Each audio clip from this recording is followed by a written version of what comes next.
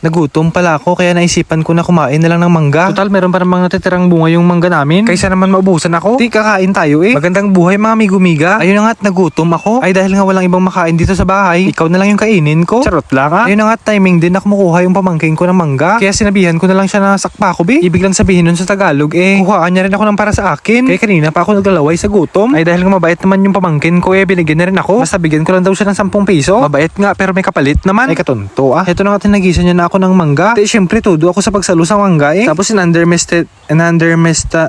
basta. Wala siya balang tiwala sa akin na masasalo ko yung mangga. Ay sabi ko bato mo na ibato yung mangga kaysa saluhin ko yan. Nangaasar pa siya. Ay sabi ko ihagis mo yung mangga ikaw yung babatuhin ko dyan. Di sabi niya ito na eh. O diba ang galing ko magsalo Sabi ko naman sa kanya na magaling ako magsalo. Kahit durian pa yung ihagis mo sa akin kaya ko yung saluhin. Yung feelings ka nung isa dyan nasalo ko. Pero wala din Japon na sa iba rin napunta. Ako yung nagsalo nung muntik na siya mahulog. Pero nung nasa akin na siya naghanap pa rin siya ng iba. Mahilig din pala yun sa mangga. Kasi mangga gamit siya. Ay nadumduman ko naman yung nakaraan ng buhay ko Nanguha lang kami ng mangga naalala ko siya. Nakita ko siya gani babatuhin ko siya ng mangga. Uy charot lang Ito na nga yung nakuha naming mangga At mukhang dilaw na ito sa loob. Tignan nyo naman yung kulay Napakaganda ng pagkadilaw ng kanyang balat. Kaya lalo akong na-excite na kumain Kaya yun kumuha agad ako ng yaong tsaka ng kutsilyo. Titestingan natin kung gaano to kadilaw. Kung maganda ba yung pagkagulang nito. Tignan nga natin.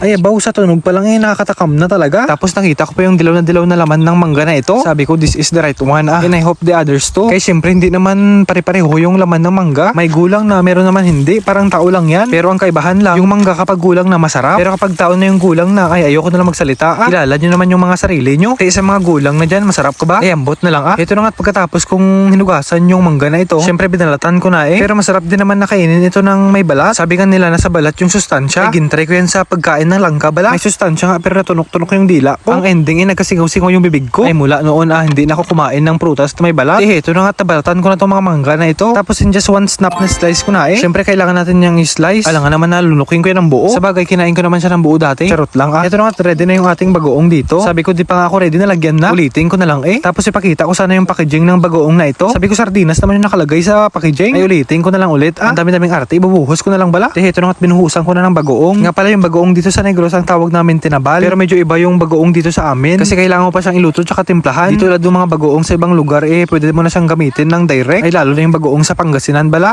Ay naku kung matikman nyo yun ay naku makakalimutan nyo yung lugar nyo. Masamsamit sa bagoong dadman. Pero dahil nga nandito tayo sa Negros ito na yung gagamitin natin yung tinabal. Masarap din naman ito Tapos di naman nagkakalayo yung lasa. Ito na nga kumakain na ako ng mangga. Iba talaga yung combination ng mangga tapos bagoong no. Alam ko na takam na kayo dyan. Gusto mo ng mangga? Bumili ka Kung ayaw mo namang bumili o gumastos ng pera para bumili ng mangga, umpisahan mo na magtanim Hindi yung nabubuhay ka lang sa paghingi-hingi. Charot lang Diba feel na feel ko yung pagkain ng mangga na ito. Daig ko pa yung buntis na naglilihi. Kapainto ba? Nan kumain na naman ako ng maraming mangga. Panigurado tad-tad na naman ako ng tagyawat sa sunod na araw. Sa mga di nakakaalam dyan, nakatagyawat yung sobrang pagkain ng mangga. Kung bakit, i-search mo O siya hanggang dito na lang tong video ko. Salamat sa panonood. Paalam!